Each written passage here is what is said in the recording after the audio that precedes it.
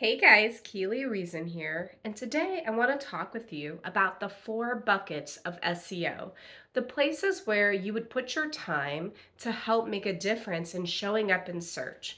So there's four primary buckets that we like to put in our time investment in. The first bucket is writing new content. Generally speaking, if you're a local business and you have a local presence, we would put that time into what we call area served pages, city pages, state pages, whatever that looks like. We would write those keywords in or near that city or location so that if somebody is looking for that service that you offer near them, then that page would show up. The other types of content you can invest in are blogs.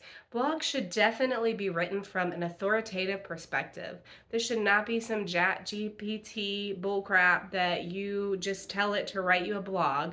We always want to publish content that was cited, sourced, and authoritative. That's what's actually going to help you to show up in search.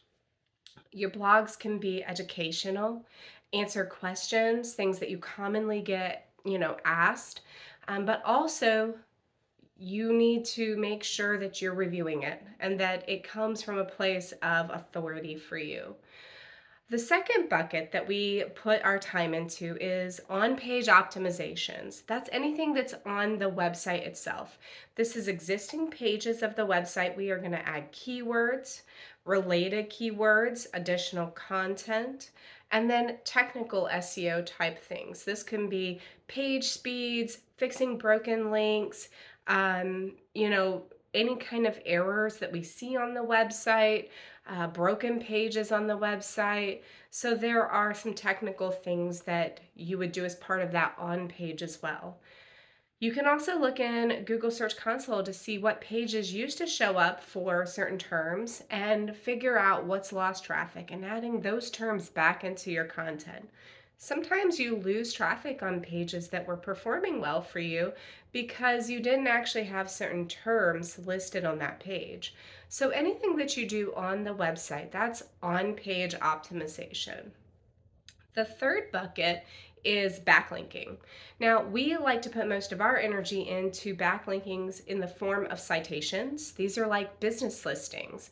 Think about your Google business listing. It has your name, address, phone number, and a link back to your website. Now, I know that there's a lot of virtual offices, so you don't always need to show your address if you are a home-based business or you have like an area serve type uh, office. So you wouldn't show your address, but you can still have a Google business listing and other types of business listings. We call them citations, and this allows us to put a link back to your website in many cases. Links back to the website are like a vote for your site. It helps build authority. The more links back to the website, the more it can tell Google, hey, this is a real website and it is an authority. So you want to look for ways you can do that. You can also do that by being interviewed on somebody's podcast or having a website like news story written about you. Like if you're giving to local charities or becoming a sponsor for local charities or sporting events or schools or whatever the case, having a link back to your website from those types of websites, especially in your local area, sends these signals to Google that this is where you are located, and it helps build that authority. The fourth bucket is in the Google business listing. And like as I mentioned, if you don't have a public address, you can still have a Google business listing. You'll just set up your profile and make sure that you hide your address. You'll mark it as an area served business. Google Business is essentially like a second website. That listing has the ability to show up in search when somebody is looking for the primary category of your business.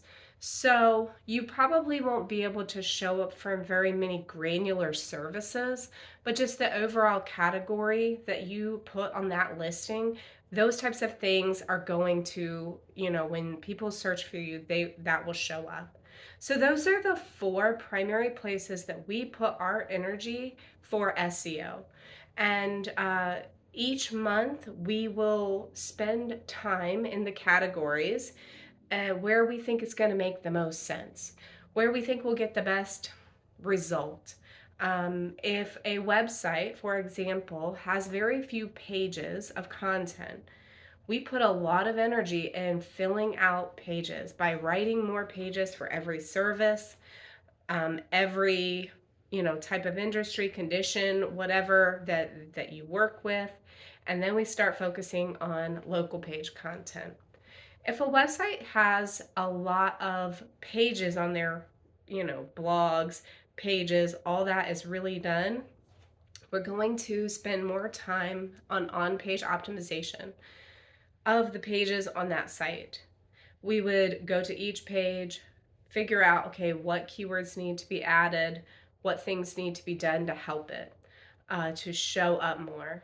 Did it lose traffic? Where does it rank right now? And so each page is getting audited. If a website doesn't have very many backlinks, we might spend more time on that. Now, some SEO companies, that's all they do is backlinks, and they never access the website and they don't ever add content to the site. But our data shows that sites that don't have much content and a lot of backlinks, it's not actually very helpful. It is both of them together. You must have the content to support the backlinks that you're getting.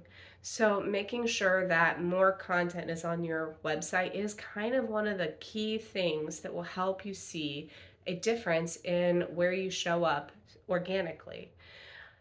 Thank you for joining me today. I just wanted to take a minute to explain some of those main buckets because I know that SEO seems like a huge mystery, but these are the areas where spending time makes sense.